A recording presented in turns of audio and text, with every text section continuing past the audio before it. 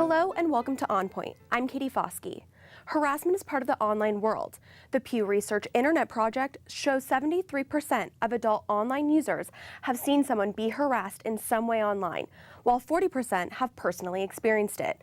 Online harassment happens to both men and women. Social media sites are the most common places for harassment. Some CSUN students say they have experiences with cyberbullying. I won this contest to go to Ireland, and the band chose who was going to go based off of videos. And in my video, I was wearing a tank top, and I have a bigger upper area, and so a lot of people kept on saying that the only reason that I won was because my boobs were showing and that I was a slut, and that's why I won, and they only did it because they wanted to sleep with me and all these other things, and they were like, oh, she's only doing it because she's a whore, and that's the only reason she won. She didn't win because she was really a big fan. And they just, I got people adding me on Facebook to tell me, or like trying to add me on Facebook to tell me that I was a whore, and that's the only reason I won. Well, I think online harassment comes when people state their opinions, maybe say a politician states something, and they attack the persona and they attack the person. They don't attack the subject. So someone, a former coworker, he posted something positive about him and his daughter. I liked it, kept on scrolling, and his baby's mother basically attacked me for liking the status. I did not comment on it. I did not inbox him. I just liked it. And you're so ugly. You're so thirsty. You're always liking his status. And I'm like, okay. And the thing is that it's a lot easier to talk smack behind a monitor than like in person. You can say a lot of things over the internet, but those things you might not be able to say when you're in front of someone. Currently, no legal definition exists for what constitutes online harassment. Traditional concepts of libel, threatening speech, and slander are sometimes hard to apply to the online environment. One long-term effect of online harassment is the possibility of a damaged reputation at a time when potential employers or romantic partners can find personal information online. On Point's Carly Bagingito has more. Thank you, Katie. Today I have here with me Roxanne Moschetti, Assistant Professor in the Department of Child and Adolescent Development here at CSUN. Thank you for being here. So next I have Monica Barajas, Special Operations Administrator of the Family Violence Unit at the Los Angeles City Attorney's Office. Thanks, Monica. And then last I have Dr. Brendesha Tynes, Associate Professor of Education and Psychology at USC. Thank you all so much for joining me today. Thank you. So Brendesha, my first question is going to go to you. If anyone has anything else to add, please feel free to join in. Bullying is obviously an ongoing, serious problem. Just last week, 12-year-old Ronan Shimizu committed suicide after being bullied by his peers. What is the correlation between bullying and suicide? Can you talk to me a little bit about that, Brendesha? Sure. I don't have data on suicide ideation, but the research shows that cyberbullying as well as offline bullying, they're both associated with suicide ideation and actual attempts at suicide. And this next question for Monica, what exactly is cyberbullying or cyber harassment? Can you give me some examples of what can be considered cyberbullying? And Roxanne, if you have anything to add. Mm-hmm. Sure, any form of threat, harassment, intimidation, fear upon any victim online via text, emails, Facebook messages, Instagram posts, tagging someone, all of that can be kind of fall under that category of cyberbullying. Roxanne, do you have anything to add? She covered it pretty much. Because some people don't usually consider text, but because they're like, oh, but it's not online, but that's also considered another form of cyberbullying as well. Okay. And then there's the definition of cyberbullying versus online harassment. So some scholars think that with cyberbullying, it has to be repeated, and there has to be some sort of intent. And with online harassment, it's usually these single instances, but oftentimes there's overlap and people don't distinguish between the two concepts. Okay, yeah. And then Roxanne and Brendesha, this question's for you guys. Have you found a difference in online behavior between males and females? Is there a difference? The research that I've looked at has shown that there is a greater instance of bullying among females. The interesting thing about that is that there's different, going back to when we were just looking at aggression and bullying without the online form, typically girls tend to exhibit more different types of aggression. Like boys would have physical aggression, and then girls are more like name calling or spreading rumors and gossiping about each other. And so that being said, that's usually the types of things that are occurring with cyberbullying. So they're tarnishing someone's name, it's almost like slander, or they're posting pictures of someone, or they're making fun of them. So the research that I looked at has said that there's a higher incidence among girls, and it's a little bit different forms of types of cyberbullying too. Do you have anything to add, Brendesha? Just that my work shows that girls are more likely to be victimized in social network sites and boys in online games. Yes. There's a high percentage of both, but we're showing that girls are more likely to have those experiences in social media. Okay, and then Brendesha, I know some of your research involves studying how different races use the internet. Can you tell me a little bit more about that in your research? So we look at how different races are victimized online, and also how groups are victimized because of their race. And we're finding that African Americans and Latinos are oftentimes more likely to be victimized because of their race. And we're showing that it's more likely to be associated with depressive symptoms and anxiety for those groups rather than, and actually not for whites. Okay. Okay, and Monica, this question's for you. The internet has made it relatively easy for bullies to harass and/or stalk victims without suffering any repercussions. What can be done in regards to punishing people who use the internet to harass someone? Well, the education needs to be there that, although there's no direct federal law on bullying, harassment, threatening, any fear upon any victim is, reason enough to kind of take something to law enforcement and report that. And I think that our education citywide in the city of Los Angeles is constantly to educate people to report it to law enforcement, to authorities, that they're being, they feel that they're being victimized or whatever it may be. That's kind of our ultimate goal right now. And this question's for all of you. Currently, the U.S. Supreme Court is considering where to draw the line in regards to protecting free speech on social media due to a Pennsylvania man making threatening statements about his estranged wife on Facebook. What are your thoughts on this? What do you think about people arguing that certain statements are not threats, but instead a form of free speech or self-expression, which is therefore protected by this First Amendment? Brendesha, I'll start with you. Well, I think with this case, they seemed like direct threats in, a rap, sort of similar to Eminem's rap years ago, but online, if it really appeared as though he was going to carry out the threats. And so I think that crosses the line. So if you are saying threatening things, issuing direct threats online, then there should be a limit to your free speech at that point. And a consequence. Yeah, too. definitely. I was going to say, and a consequence, like a limit and both a consequence, because that's the thing is, though, you have to have, that's where the education comes in on what is a threat, and what is free speech. You'd have to really pay close attention to that and educate everyone involved. Yeah, he's claiming it was therapeutic, and he's just, but it seemed like it went a bit further than that. Where do you draw that line? And there's a difference. I think I was reading that the prosecutors feel that a reasonable person felt threatened, and that was more than enough for them to move forward. Right.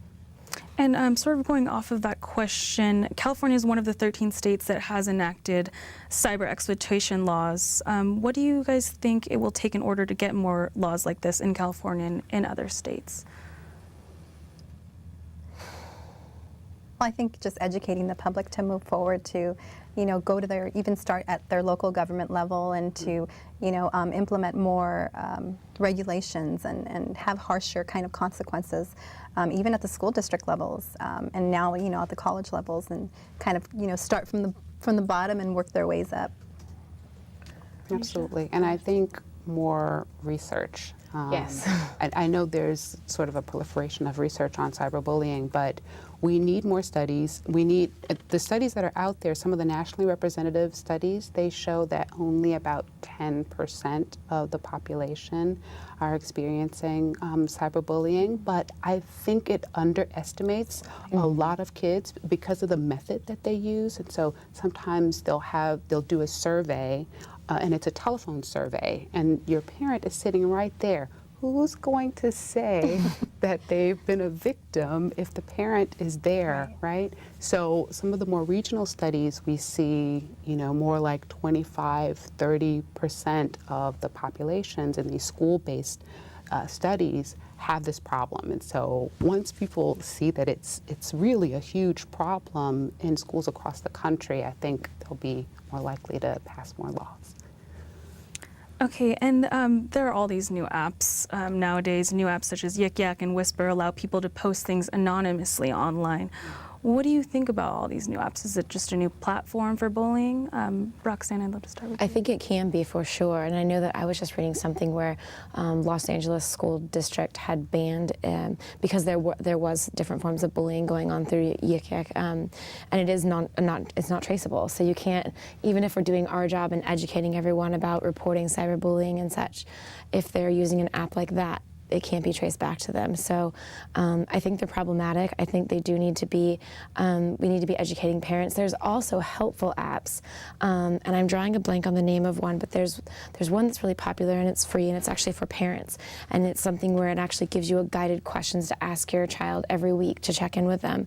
Different guided questions that would help as far as starting that conversation. Sometimes it's an uncomfortable conversation, or sometimes students or kids don't want to admit to their parents that they're being bullied or things like that. So we can get that started, and then they can, go to more administrators within the schools if it is becoming a problem. But I could see apps like that allowing it to be much easier to go under the radar with the bullying or the threats. That was the problem, is they were doing threats. If you come here, we're going to beat you up, and they weren't tracing it. So. And Monica, what do you think? Well, just to add, apps like Yik Yak and any kind of open forum where people can post anonymously, everyone has an IP address. And so that's where people need to remember that, if in fact there is a report that's made and they're able to track that via the IP address, law enforcement will move forward on that. The problem with apps like Yik Yak is there's a glitch in the system, I believe, that I was reading about that allows users to kind of download another app and take over someone else's account. So everything and anything you do online is not private, it's not anonymous, it can be traced back to you. Essentially, you're leaving a digital footprint everywhere you go. Yeah. So, everyone needs to always kind of remember that. I think that the really big issue, just that I think about a lot, is that without having, even though you could trace it back, the damage could already be done. So people, I feel like, are ready across the board without apps like that, are more likely to say something really hurtful online. Because of the social media platform, for some reason it makes it, I'm going to say something about you online much easier than I can to your face. Yeah.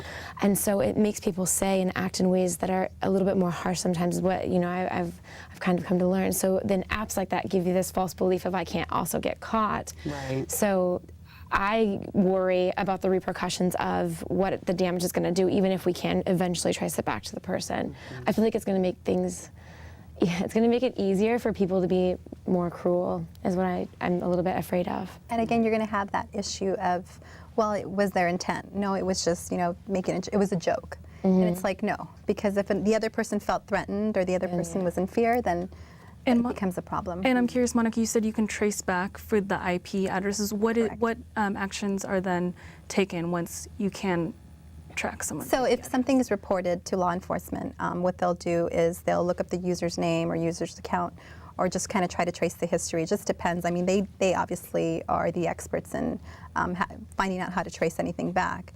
But it really comes down to them reporting. So if they don't report, nothing's going to be done. Right. And Brendesha, do you have anything to add about these new apps?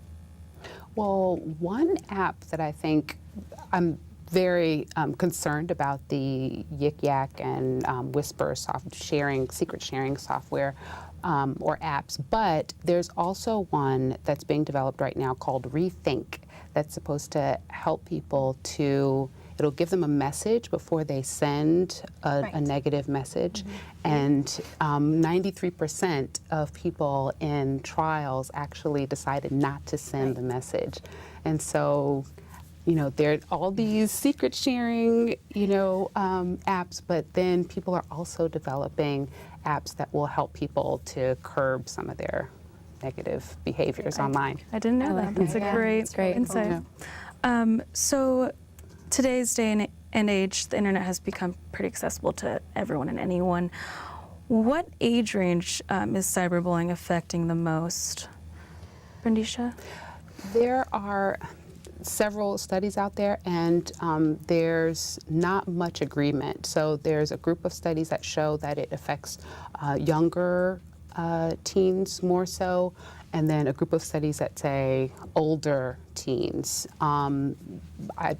I guess the studies lean more towards younger adolescents, but my work shows it's the 9th through 12th graders that have more experiences of online victimization, all types, including the general online harassment and bullying, sexual solicitation, and race-related victimization. Okay, most is that. Okay. And Roxanne, this question's for you. What are some warning signs that a child is being cyberbullied? One of the biggest warning signs is withdrawal, especially from the platform. So if they're noticing that they used to love being on Facebook or Twitter, and then all of a sudden they're kind of like taking a hiatus and they don't want to be on it anymore, that's one of the biggest signs. Withdraw socially as well, in person. Any sort of anxiety about going to social events, things like that. We also have to realize, like, developmentally, if we're looking at adolescents, they're going through a variety of different changes, cognitive, physical, and so it's a big time where they're doing self-exploration and identity as well. So if you see them changing their behaviors of the way that they dress or the way that they are engaging with their friends, that's also usually a sign to be just not necessarily concerned, but to pay attention to. Monica, do you have anything to add? No, just, I mean, you know, we see it all the time, you know, kids, if they stop coming to school, if they were, you know, a fairly good student, a decrease in their, you know, work habits or grades are going down, whatever it may be, that's a reason to kind of, you know, start questioning. And I think that's where we do a lot of parent education. And I think that's, they're the ones that, you know, kind of are their ultimate advocates. They're the ones that can find out, you know, what's happening. They'll see a change in their behavior. But if they're not asking questions on a daily basis, they're going to miss it. And so we constantly encourage parents to be very involved in what their kids do. You know, you're going to buy your child a cell phone and give them access to the internet. Right. It's the same as allowing them to go in, you know, in the middle of the night out in the street in the community. You wouldn't do that. So you have to be vigilant. Absolutely. Brendesha, anything to add? Just that we should pay attention to their sleep habits as well. If they're sleeping too much or too little. And then also if they're texting you from school and saying, oh, I'm sick, I need to come home, you know, that may be a sign. Okay, and kind of going back to what you were saying, Monica, what do you suggest parents do in order to prevent online bullying from happening to their children, or what to do if it is happening? You mentioned some parenting education. A lot of our parent education, you know, it's, I always tell parents, you know, you buy your child a cell phone, that's a privilege. So with privileges, you know, they should have, you know, earned it somehow. And so how are they able to maintain that privilege? And so you have kind of rules that you establish with your child. You know, you ask them, which social media accounts are you on? Do I have, you know, access to all of them? Who are you friends with? Do you know all these people? Most kids have over 500 followers. And we all know that your average 9th grader does not personally know 500 people. It's impossible. And so who are these people and who are they talking to? What are they doing? So constantly telling parents, you know, be vigilant of their usage. Don't let your child sleep with their cell phone at night. You know, that's one thing. And it's like as kids get older, you know, they feel this entitlement in their privacy, but it's like under the age of 18, parents are responsible. Now, over the age of 18, and which is the audience we're addressing now, it's like, okay, well, what are you doing? Because now you can very well be in trouble if you're doing something that's inappropriate or, you know, any form of harassment or whatever it may be. Absolutely. Brooke, did you have anything to add? I was just going to comment too, like, yeah, don't let your child sleep with their cell phone. I've heard suggestions all the way to keep the family computer in a common area. Another big one too is and this is just something that everyone could do, limit access, because that's a big thing, and I'm not sure if it's going to be a question of yours, but bullying when I was in school, if someone bullied me, if everyone bullied me on the whole entire campus, I could go home and I would not hear another word about it, because we didn't have social media at all. I didn't have a cell phone. I didn't have anything, so I got away from it. But now, if I have a cell phone and a Facebook account and a computer at home, I'm bullied on school. I'm at school. I'm bullied by text on all my way home, and then I get on Facebook and I'm bullied there. There's absolutely no refuge from it, and so education and then limiting.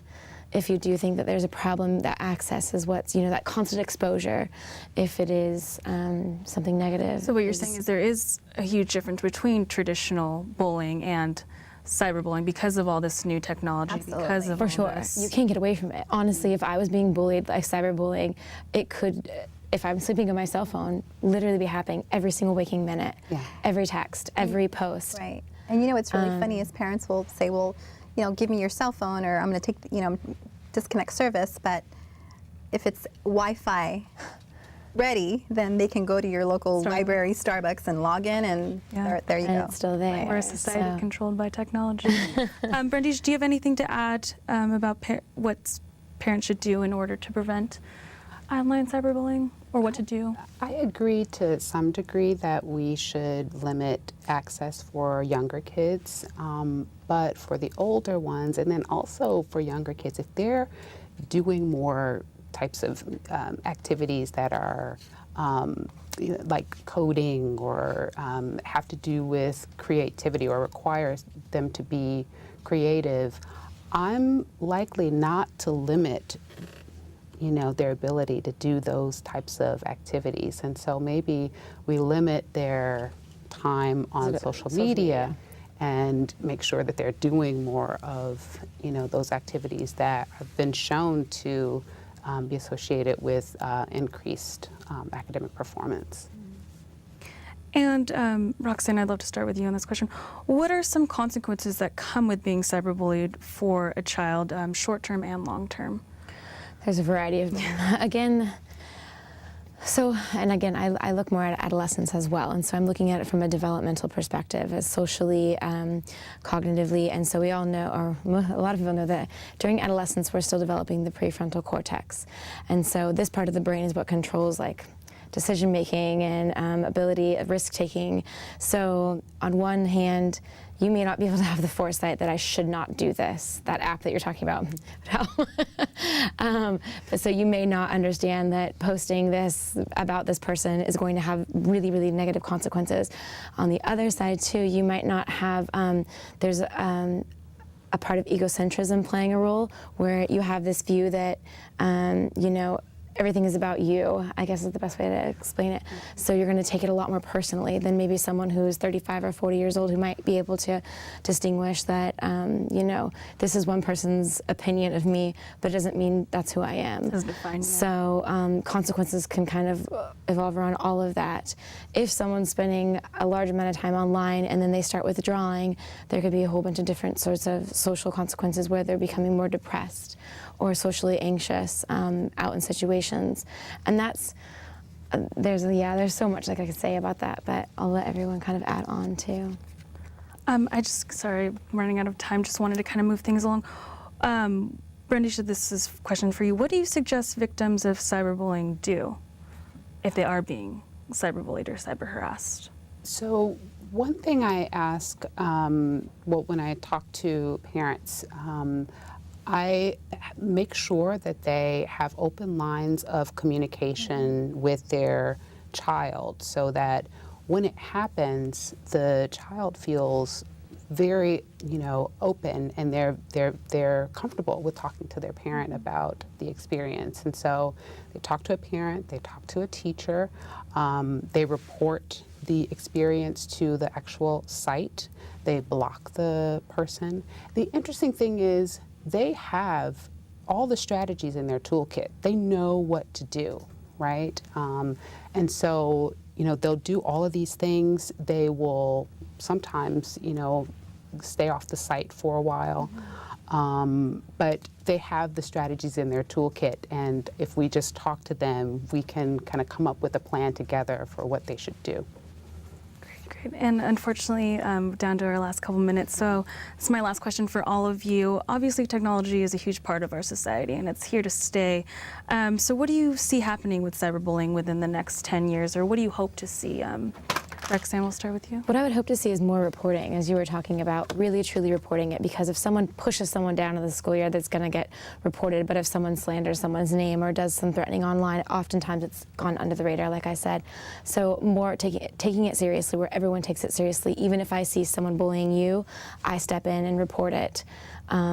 So that's what I would like to see. So communication all around, and everyone being educated on what is and is not bullying or harassment. And Monica? So for me, it's two parts. So it's the prevention and education. You know, again, if you're being bullied, again, right, report it. And understand that what's the worst that can happen? You're going to get your phone taken away, big deal. But you know, you're saving yourself from you know, carrying that emotional kind of, you know, not feeling well every day or whatever it may be. The other part is the bully, is education and resources for that person that is doing that. And so in the school, like at the local level, in high schools and middle schools and elementaries, is the resources for those people. It's the counseling. It's, well, what's happening in their home that they're constantly on someone else. So it's kind of two parts that I believe the school district and now more community-based organizations are working, like the Anti-Defamation League. They have a cyber ally program that they're implementing throughout the county, which is really amazing. Brendesha? So if we look at history, past research, we see a decline in sexual solicitation over time from 2000 to 2010, but an increase in general forms of harassment, right? So it may increase, but my hope is we'll get more of these apps like Rethink that help people to actually evaluate whether they want to send this message. Give them a message, you know, don't send this, Right. think twice, and hopefully more people will do that.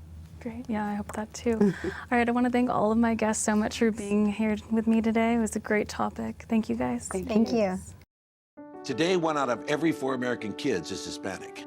That means many of the future doctors who will care for us, the engineers who will build our cities, the scientists and entrepreneurs of our country can be your kids. We all know how hard it is for you to send them to college. This is why we want you to know you are not alone. And every day more people support you to make it happen. Many support you. And the Hispanic Scholarship Fund helps you prepare, plan, and pay for your kids' college education. HSF.net. Don't worry, 74 people were picked before me in the NFL draft. To fight childhood obesity, United Way and the NFL are helping kids play more. To donate or volunteer, go to unitedway.org/play60. Now I get it. Thank you for watching On Point. You can follow us on Twitter and Facebook by searching CSUN On Point. You can watch us on channel LA 36 Saturday mornings at 8:30 and Sunday mornings at 11:30. You can also hear the show on KCSN 88.5 FM on Sunday mornings at 5:30. For all of us here on Point, I'm Katie Fauskee.